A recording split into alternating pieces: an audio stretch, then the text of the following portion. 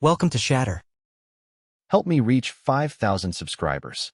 Support the video with a like and leave your thoughts in the comments. I remember the exact moment the ground shifted beneath me. We were standing in the kitchen, the evening lights spilling through the blinds, and she dropped it like it was casual small talk. "My ex wants me back," she said. No hesitation, no fear, like she was testing me, dangling the line to see if I'd bite. For a split second, I felt the familiar rush, the kind that used to make men snap, yell, demand answers. But I didn't give her any of that. I just smiled. Calm, quiet, almost gentle. "By the end of the week," I told her, "you'll be free to call him your husband." And in that instant, all the color drained from her face. That was the moment she realized something had shifted, though she couldn't quite name it. She had been expecting drama, maybe accusations, maybe begging. Instead, she got silence. Stillness. A man who wasn't negotiating anymore. She thought she was playing a game of power. What she didn't see was that I had already stopped playing. The rest of the night unfolded like nothing had happened. She poured herself a glass of wine, scrolled on her phone, laughed at something on the screen. But her laughter was brittle, almost forced. Every time her eyes flicked toward me, I stayed calm. No questions, no arguments. Just moving around the house with deliberate quiet. And that silence spoke louder than anything I could have said. I lay in bed that night, staring at the ceiling while she scrolled beside me. Her back turned, the glow of her phone lighting up the dark.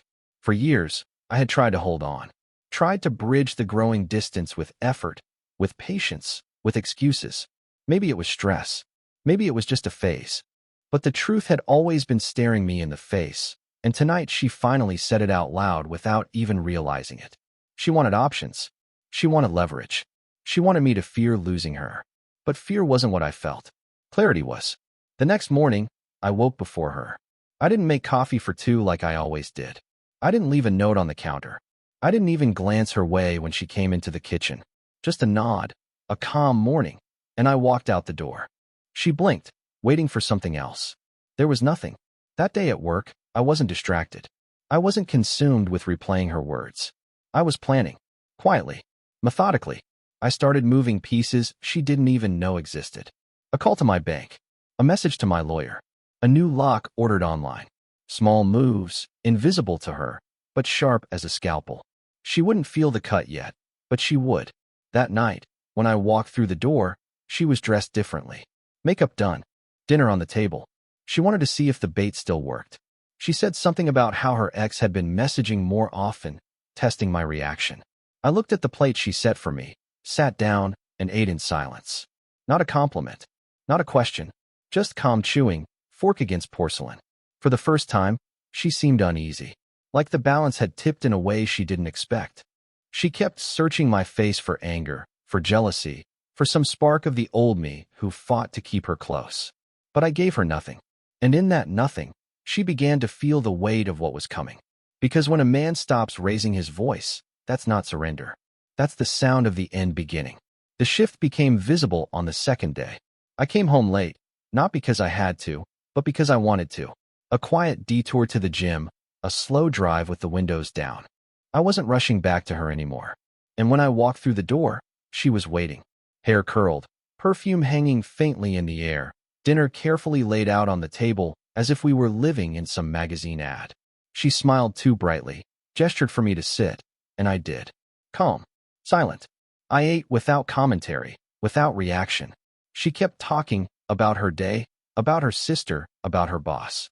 Words poured out of her mouth, fishing for connection. I gave her nothing more than a polite nod. At one point, she reached across the table, fingers brushing mine.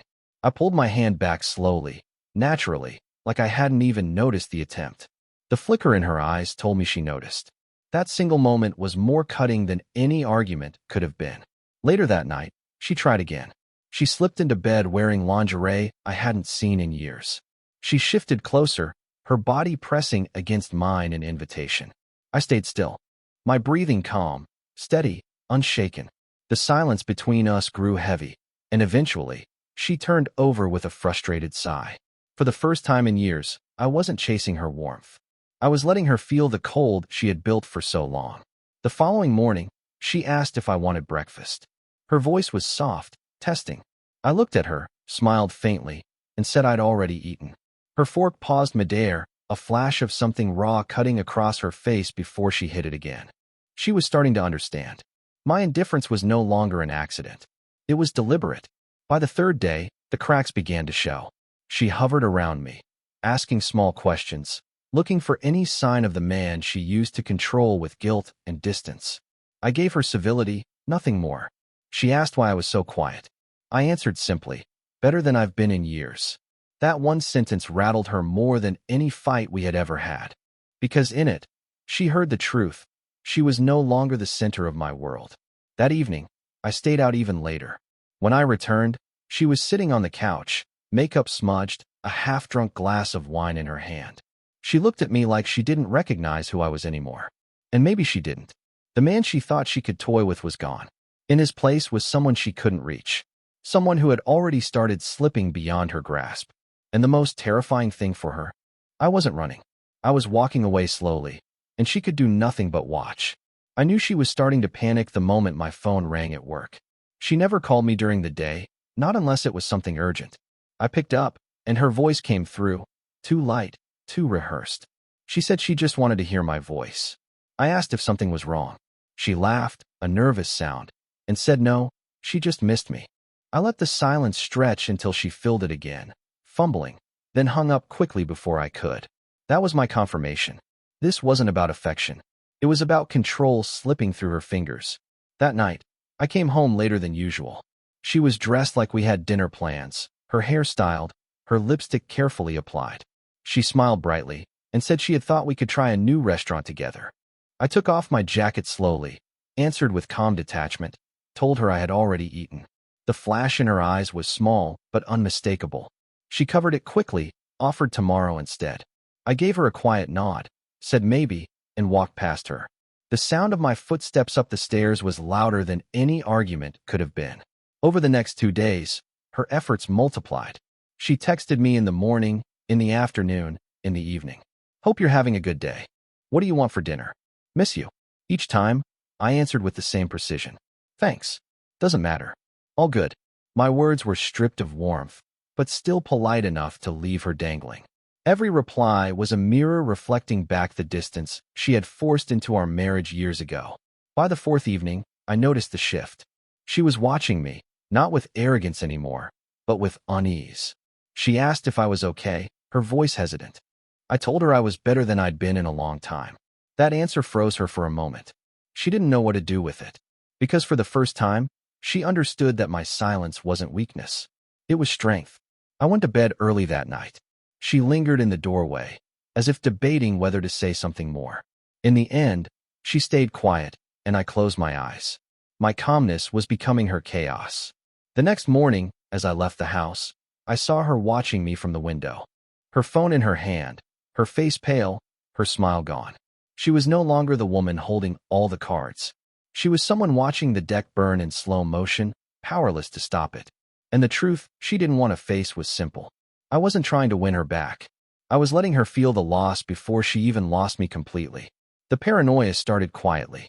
At first, it was the way her eyes lingered on me when I walked in from the gym, her gaze scanning my clothes, my phone, my face, like she was searching for clues. Then it escalated. One evening, I left my gym bag by the laundry room door. When I returned, she was folding shirts that didn't need folding, fingers slipping into pockets that didn't need checking. She froze when she realized I was watching. I didn't flinch. I didn't call her out. I simply walked past her, calm and detached, letting the silence tell her everything she didn't want to hear. She was unraveling. The very woman who once believed she held all the power was now the one scrambling for scraps of certainty. She asked me casually if I had plans for the weekend. I answered with a simple yes. When she pressed, I looked her in the eye, smiled faintly, and said, just plans.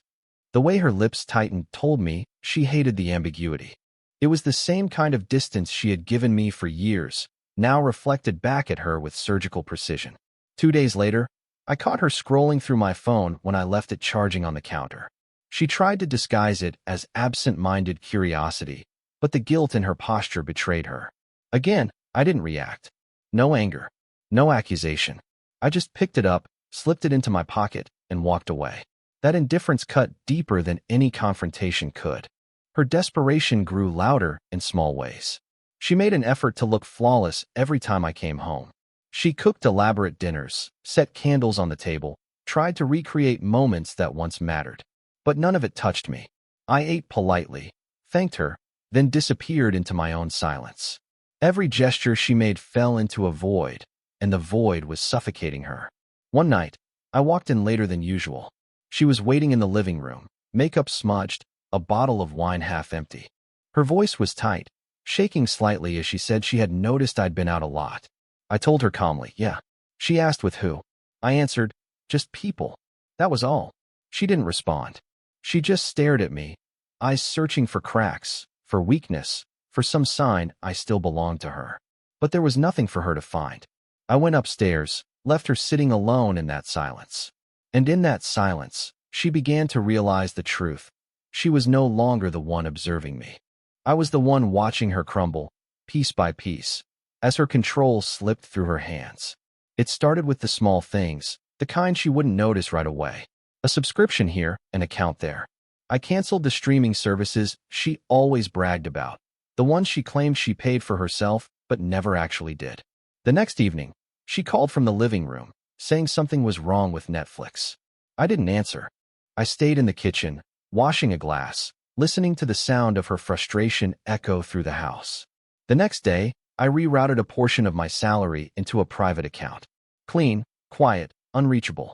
She had no idea how much I had carried financially all these years, no idea how invisible my role had been in keeping her version of freedom alive. She always talked about independence, about how she didn't need anyone. But her version of independence had been propped up by my effort, my paycheck, my sacrifices. And now, one brick at a time, I was pulling the foundation out from under her. She noticed quicker than I thought. At dinner, she asked if I had used the credit card recently because a few charges didn't go through. I told her calmly that I had shut down the shared card. She blinked, the fork pausing midair. She asked why. I looked at her and said, because it's time you paid for your own things. The silence that followed was heavier than any fight we'd ever had. She didn't argue. She didn't even touch her food. She just stared down at her plate, and I let the silence hang. The days that followed felt different. She moved around the house restlessly, her confidence cracking. She tried to provoke me with small jabs, old tricks she used to pull when she wanted me to chase her. But I didn't react. I didn't bite. I just kept moving pieces quietly, setting up a future where her shadow no longer stretched across my life. One night, she tried a softer approach. She poured 2 glasses of wine, set them on the table, and asked if we could talk. I looked at the wine, then at her, and told her I was heading to bed. Her face fell, just for a second, before she forced a smile and said good night. But I could see it, the panic creeping in behind her eyes. She had spent years convincing herself she was the one in control, the one dictating the rules of this marriage. But now, for the first time, she was watching those rules dissolve. And what terrified her most wasn't that I was angry. It was that I was calm. Because calm men don't bluff. Calm men execute. The ripple didn't take long to spread. She thought she could keep everything inside the house, but silence has a way of leaking out. People notice shifts, even when you try to disguise them. Her sister was the first to call me. She asked if everything was okay between us, her voice laced with concern. I told her calmly that I was fine, better than I'd been in a while. She hesitated, then admitted that my wife had been complaining. According to her, I had been distant, cold, punishing. I almost laughed at the irony. She never mentioned the part about telling me her ex wanted her back. She never mentioned the years of indifference, the countless nights she left me lying awake while she scrolled through her phone. No, to them she was still the victim, still the one suffering from a husband who had suddenly gone quiet. But people aren't stupid. They start connecting dots. When her sister asked what had changed, I didn't give details. I just said, sometimes silence says more than words. That was enough. I could hear it in her pause, the way she struggled to respond. Seeds were already being planted. Not long after, I overheard my wife on the phone with a friend. She spoke in hushed tones, frustrated, saying I had become someone she didn't recognize. She accused me of pulling away, of making her feel invisible. The friend didn't coddle her. Instead, I heard a careful question slip through the static. But why do you think he's pulling away? My wife snapped back quickly, almost too quickly, insisting it wasn't her fault. But the fact that her own friend asked the question meant something had shifted. For the first time, the spotlight wasn't just on me. The cracks widened that weekend. She posted one of those vague quotes online, the kind meant to provoke sympathy without details. Something about betrayal and disappointment. But instead of getting waves of support, she got silence, then questions. People wondered what she was really talking about. A cousin commented, asking if she was okay. A coworker simply replied, "Is everything all right at home?" The performance wasn't landing the way she expected. Inside the house, she grew restless. Her footsteps were heavier, her sighs louder. She slammed drawers, left lights on, tested the air with her frustration. But every time, I refused to engage. My calmness became the wall she couldn't scale. And every time she tried to climb it, she slipped further down. One evening, she confronted me, her voice sharp. She said I was acting strange, that people were starting to notice, that I was making her look bad. I looked at her steadily and said, "I haven't said a word to anyone." That was the truth. She was the one unraveling in front of her own audience. And nothing eats at a person more than realizing their mask is slipping, not because someone ripped it off, but because they can't hold it up anymore. By the 7th week, her desperation had shifted into performance. She began dressing up around the house, wearing the kind of clothes she hadn't touched in years. Dresses that clung too tightly, lipstick too red, perfume too heavy in the air. She wanted to remind me she could still turn heads, that she still had the power to seduce. But the problem with power is that once it stops working, it becomes pathetic. One evening, I came home late from the gym. She was waiting in the living room, a silk robe barely tied, candles lit on the coffee table. The music was soft, her smile rehearsed. She said she thought we could spend the night together, the way we used to. I watched her carefully, nodded once, and said I was tired. I walked upstairs, leaving her alone in the glow she had created for herself. I didn't hear movement for a long time after. When she finally climbed into bed later, the candles were blown out, and her silence was heavier than mine. The next night, she tried again. This time it wasn't seduction, it was touch. As I was getting dressed for work, she placed her hand on my arm, her fingers lingering like she wanted to hold me in place. I didn't shove her away. I didn't make a scene. I simply kept buttoning my shirt, calm, unaffected, until her hand slipped off on its own. The rejection was sharper for her because I never named it. I just let her feel it in the absence of a response. Her frustration finally broke into tears a few days later. She sat at the edge of the bed, shoulders shaking, saying I had become someone she didn't recognize. She said she didn't understand why I was doing this, why I was pushing her away. I let her speak, every word trembling with panic, and when she was finished, I told her quietly, "I'm not pushing you away. I just stopped pulling you closer." That line landed like a stone dropped into deep water. She froze, her sobs cut short, her eyes searching mine for the man she used to control with guilt and softness. But he wasn't there anymore. That night, she didn't touch me. She curled into herself, small and uncertain, while I lay beside her calm, steady, untouched by the storm she tried to create. For the first time, she was the one lying awake, wondering how we had gotten here. And for the first time, she realized her weapons no longer worked. When intimacy turns into currency, silence becomes the bankruptcy notice. And I had just delivered it. The first change was small, almost invisible. I had a locksmith come by one afternoon when she was out. The locks were replaced. The spare keys she once kept hidden in her purse no longer fit. She didn't realize it at first, not until a few days later when she tried to use one. She held it in her hand, jiggled it in the door, frowned. She asked if something was wrong with the lock. I told her calmly that I had it changed for security. She nodded, slowly, suspiciously. But she didn't press further. She knew what it meant, even if she couldn't admit it out loud. Then came the interior. One weekend, I cleared out half the living room. Old furniture she had chosen, gifts she once gave me, frames filled with photographs of better days. I boxed them all and stored them in the garage. When she walked in, she froze. She asked why the room looked so empty. I told her it felt lighter this way. She tried to smile, but the way her jaw tightened told me she saw what was really happening. Piece by piece, I was removing her from the life she thought was permanent. Her panic grew sharper. She started following me around the house, asking questions she never cared about before. Where was I going? Why was I staying out late? Who was I with? I answered each one with quiet simplicity. Out. Busy. People.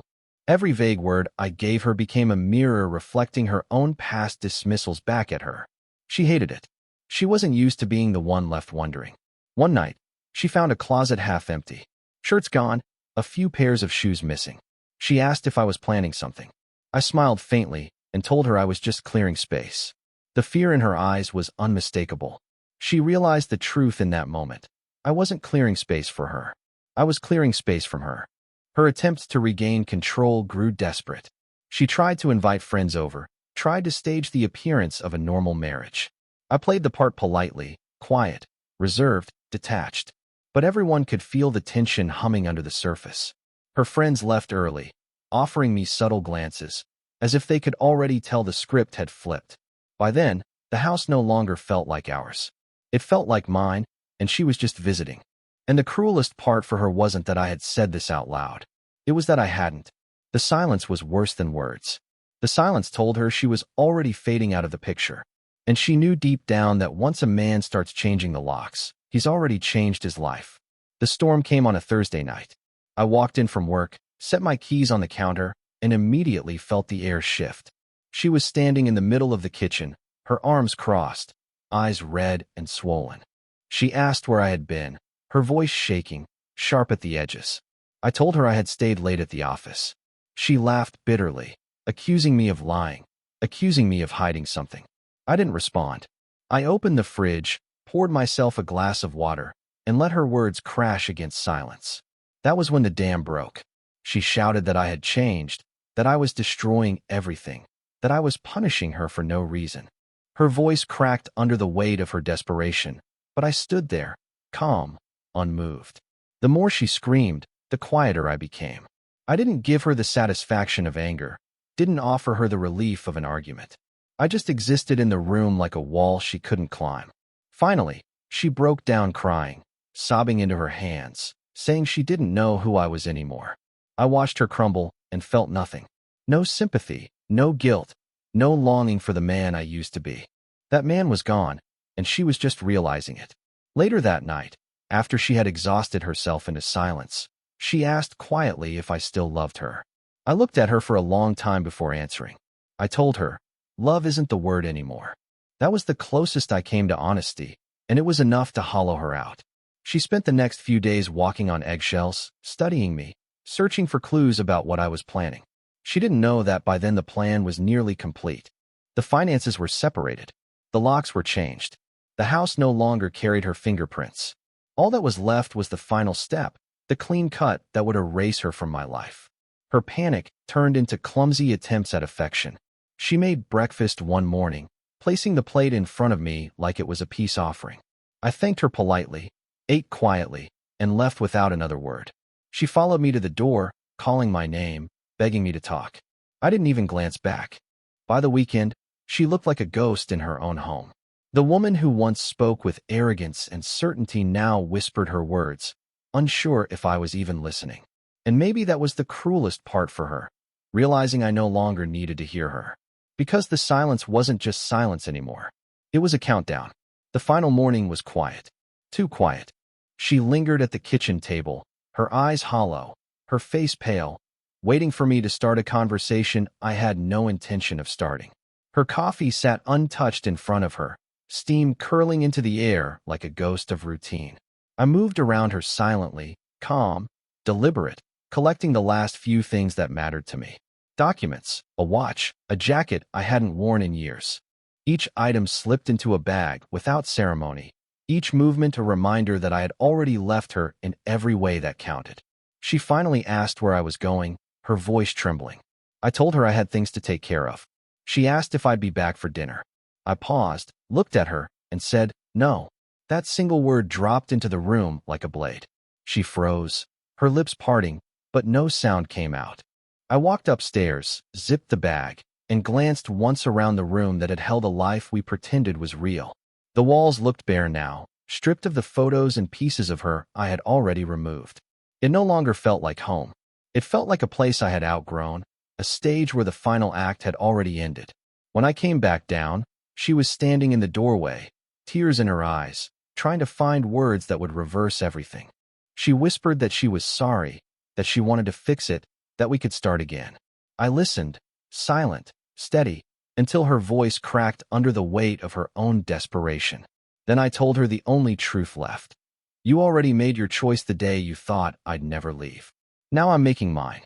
Her hands shook as she reached for me, but I stepped past her, opened the door, and walked into the morning light. Behind me, the house was heavy with silence. I didn't slam the door. I didn't leave with rage. I left with calmness so absolute that it echoed louder than any argument ever could. As I put the bag in the car and started the engine, I saw her silhouette in the doorway, small and fragile, finally stripped of the arrogance she once wore like armor. She thought she had options. She thought she had control. But in the end, all she had was the silence I left behind. And silence has a way of speaking forever. Support the channel by liking, commenting, and subscribing. I promise even more interesting stories.